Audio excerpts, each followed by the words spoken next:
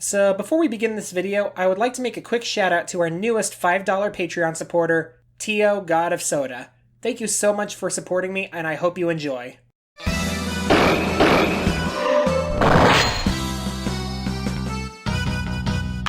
Hello everyone, I'm RV Micah, and welcome to the show, where you can find some pretty good gaming content if you can manage to successfully navigate the hellscape that is modern YouTube.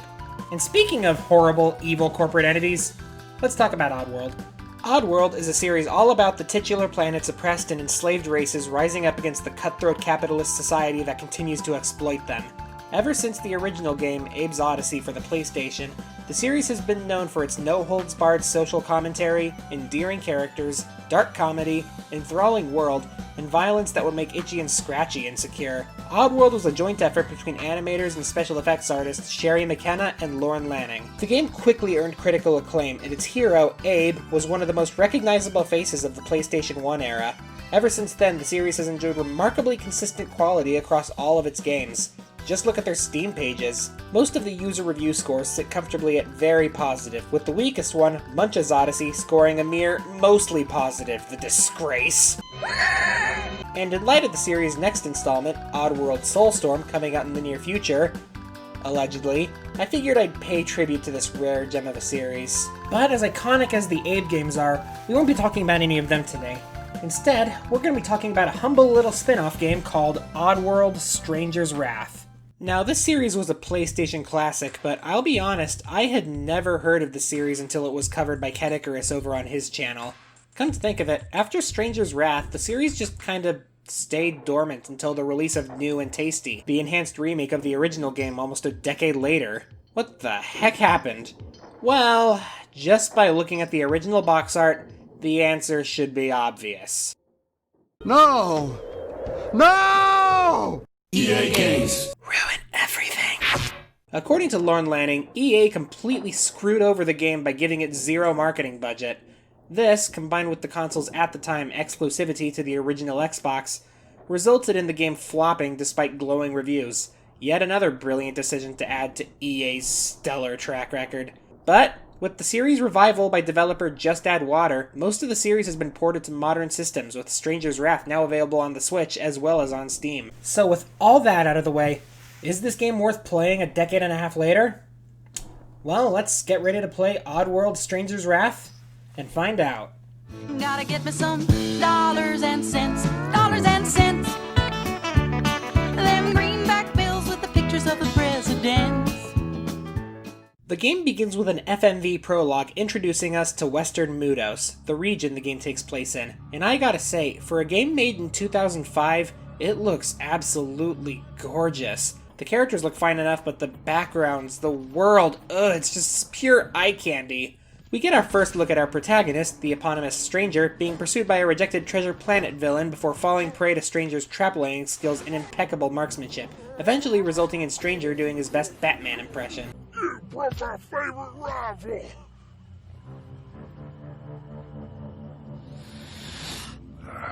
Never liked guns. These are loud and clumsy. These are the weapons of cowards. With the outlaw apprehended, it's time to delve into the game proper. The game's a mix of 3D platformer and first-person shooter, with elements of stealth thrown in for good measure. The first comparison that comes to mind is Jak and Daxter, but there are bits of Luigi's Mansion, Sonic the Hedgehog, and, I don't know, Arkham Asylum maybe? The object of the game is to bag outlaws either by knocking them unconscious or just plain killing them, then sucking them up with your vacuum bag thingy. Oftentimes killing them is easier, especially in the late game once you get all your abilities upgraded, but bountied outlaws are worth more alive than dead. The main gameplay mechanic is your crossbow, which doesn't use regular ammo. Instead, throughout the game you come across small critters you can collect and fire at enemies. The game calls this mechanic live ammunition. Aha! Aha! Your main weapon is a firefly-like creature that charges energy over time, never runs out of ammo, and can be used to activate machinery. It's basically this game's Mega Buster. You use this to hunt other critters in their finicky hitboxes. These include, among other things, spiders that can wrap enemies in web, these Furby-looking things which latch onto enemies and can be placed like mines, a deadly bee weapon, Bees, my god! and skunks, which the game claims knock out entire groups of enemies with poison gas, but I personally found kinda useless.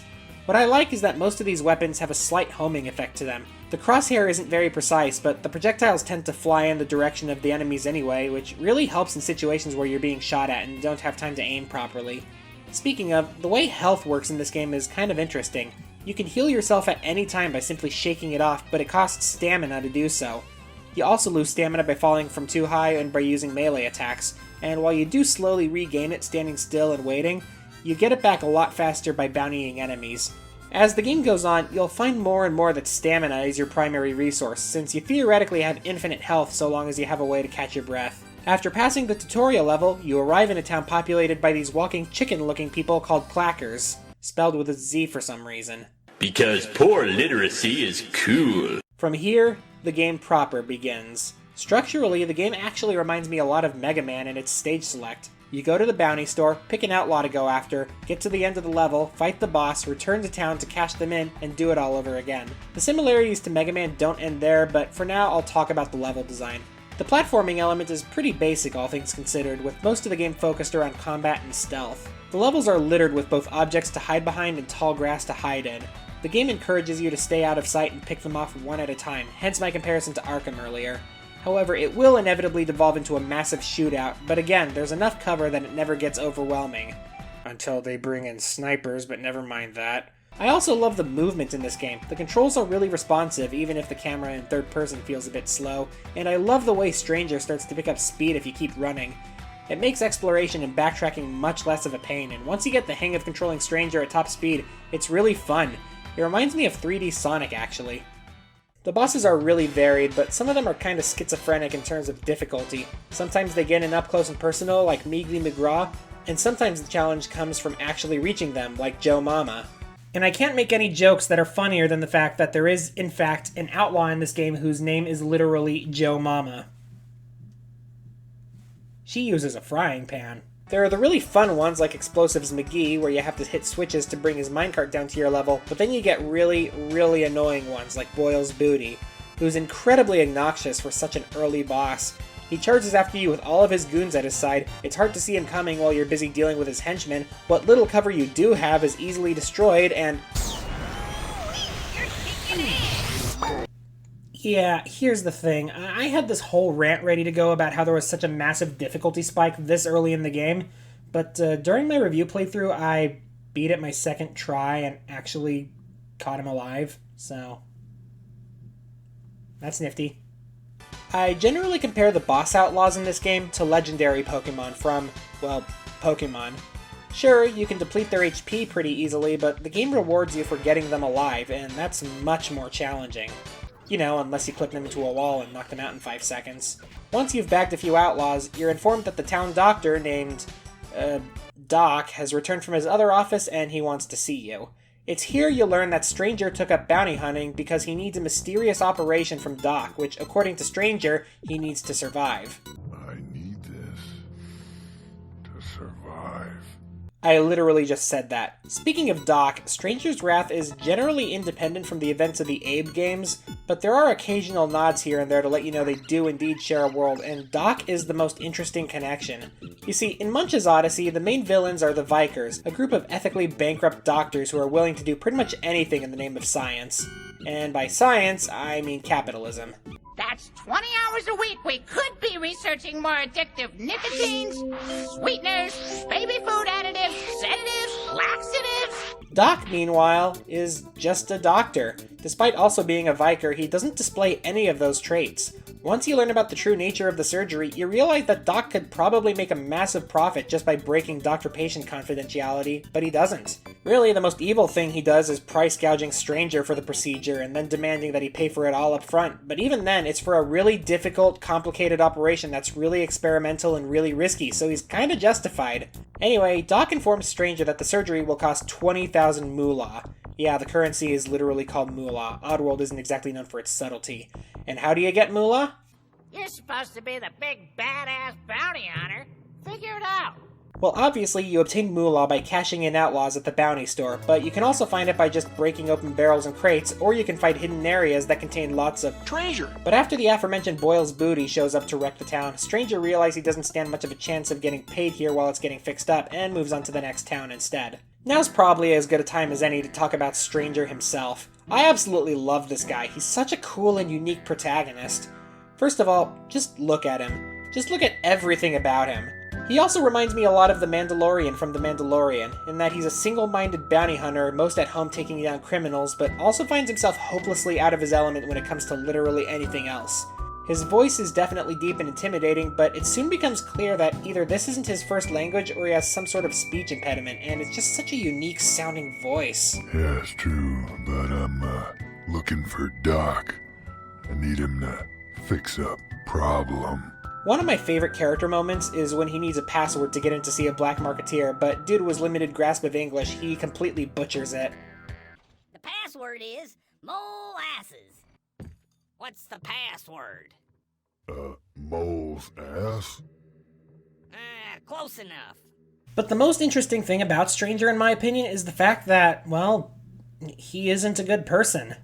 Oh sure, he goes after outlaws and arrests them, but literally only because he's being paid to. Between towns, you come across a farm where you're mistaken for a courier who's here to pick up some money for safekeeping, and Stranger just immediately pockets the treasures and moves on. In a later town, you need to get the cable car up and running to go after an outlaw, but the engineer who runs it is kind of a jerk and won't cooperate. Stranger's response? So you heard what the Five Fingers said to the face? What? Now if that sky card ain't running when I get back here, I might have to tell you another joke. Now, he does get some character development later on, and he does earn some sympathy once you learn exactly where he comes from and what drives him. But for the better part of the game, he's motivated purely by self-interest. One thing that I'm less keen on is the sound design. There's this school of thought in game design that a soundtrack shouldn't call attention to itself and just remain in the background and provide atmosphere. And this is just a preference thing, but I've always been against this. A lot of my favorite video game series of all time, like Final Fantasy or Mega Man, are well known for having some amazing songs in them, and I feel like the atmospheric approach to game scoring robs us of some great music. However, in a game like Oddworld, where the atmosphere is like 99% of its appeal, I don't really mind it. What I do mind is the sound effect that Stranger makes when he jumps.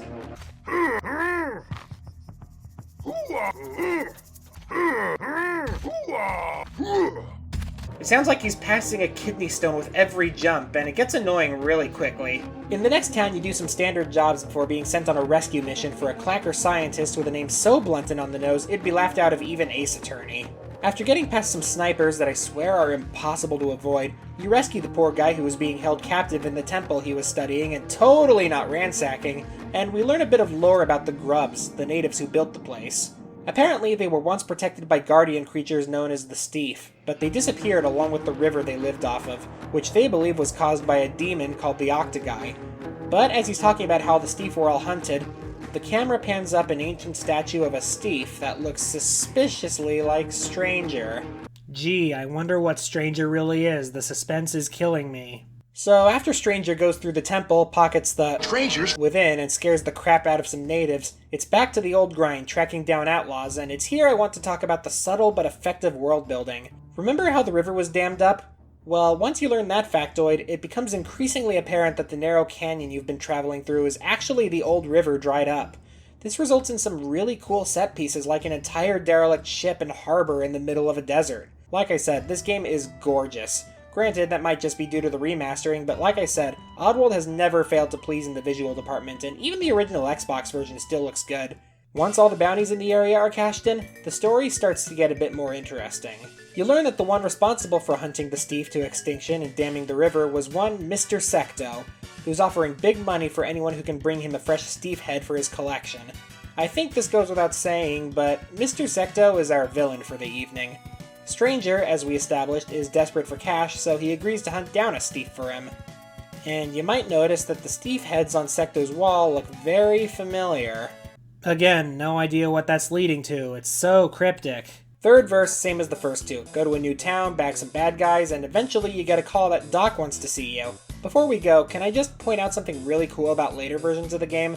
These enemies here are called slogs, which fans of the series might recognize as the Sligs attack dogs from the original games. They were added into the later HD versions of the game and replaced some other creatures in order to create more synergy between the games. I just think that's kinda cool.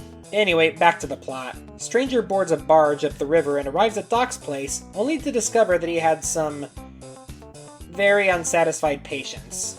I mean, I would have just, I don't know, sued him for malpractice or something, but hey, whatever works.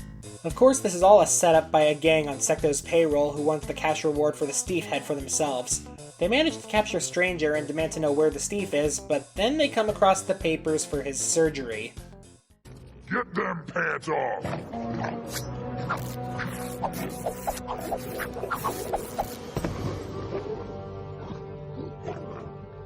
Is that what I think it is?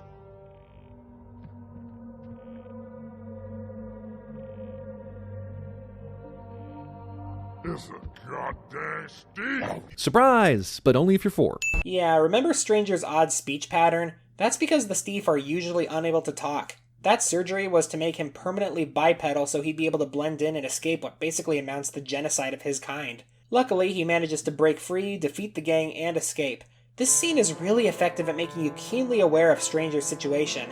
He's no longer the big bad bounty hunter, he's a frightened, scared animal who's either feared or hunted down by everyone around him. The next day, he stumbles into the village of the Grubs, the aforementioned natives who practically worship Stranger as the last Steve.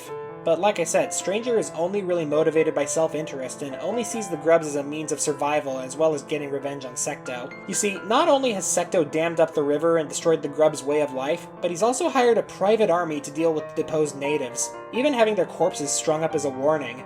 And for what? What dastardly scheme did Secto hope to achieve? What is his ultimate endgame for displacing the natives, ruining the ecosystem, and driving the Steve to extinction? Bottled water. No, I'm not kidding. Look, see? It's right there.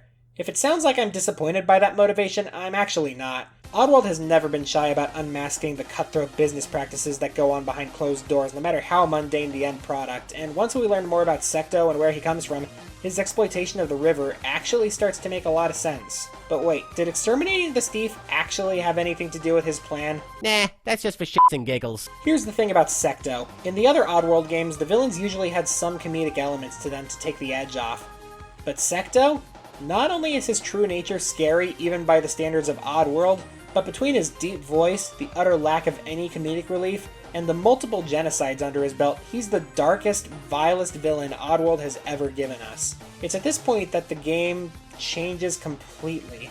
No longer do you have multiple outlaws to choose between. Moolah ceases to even be part of the game since there's no treasure and no way to bounty outlaws. Remember my earlier comparison to Mega Man? Well, it goes further. In those games, once you beat all the regular bosses, what follows is a linear gauntlet as you storm the villain's base of operations, and the same applies here. Once you've been outed as a Steve, you only have one path ahead of you, the road to Secto's Dam. One thing I'm a little iffy about is what happens to your upgrades at this point. You see, throughout the first 2/3 of the game, you spend that hard-earned moolah on upgrades to your ammo, melee attacks, stamina gauge, etc. Well, once you're stripped of your equipment, those upgrades are gone forever, making a lot of the previous gameplay feel irrelevant. Although you do get some cool armor that makes you more durable, so that's a plus. You also get an ammo breeding bag that allows you to regain ammo automatically by bagging your enemies and using them as feed for your critters, whether alive or dead. Meaning, you no longer really have an incentive to keep your enemies alive. This game may have given you the option to kill or spare your enemies, which is standard fare for this series, but it's solely out of pragmatism, not out of any sense of morality, a rarity for this series, which usually won't pull any punches if you decide not to care. It's also around this point that the game really starts ramping up the difficulty, as the game should. Stealth is generally phased out, as well as platforming. For the most part, it's pure first-person shooter action from here on out, with one notable exception, but we'll get to that. The game starts being a lot stingier with cover, so you can expect to die, and die as you're swarmed by enemies until you finally get it right.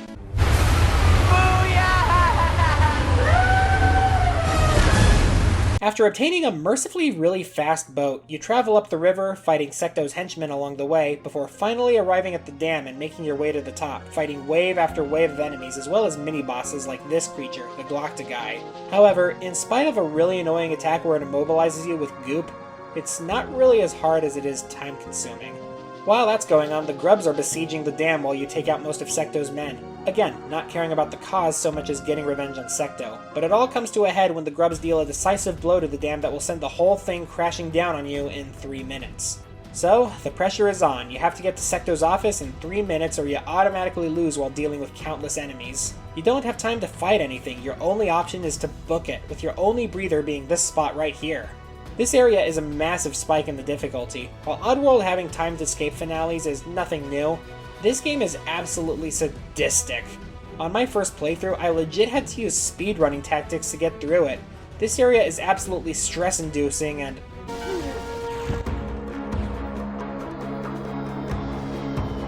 Wait. It's over? I remember that being way harder the first time I played this. One thing that is as hard as I remember it is the penultimate boss. Remember that Glocta mini-boss you fought earlier? Well, it turns out that if you fight 2 of them at the same time, it's much more frustrating. If you let one of them get close to you, you'll just get whacked into the other one who will whack you again, and you've already lost. I don't think this fight was playtested very well is what I'm saying. If by some miracle you do manage to take them both down, it's time to confront Secto himself, who's honestly kind of a pushover in comparison. Rather than coming down and fighting you himself, he stays in his big ol' machine and fires an easily avoidable giant laser at you while you pelt the power generators with your deadly bee weapon. In comparison with how frustrating the last fight was, it's kind of underwhelming. The same cannot be said for the ending. The dam is destroyed, the grubs are victorious, and Stranger has his new calling as their guardian, but then they find Secto after all is said and done.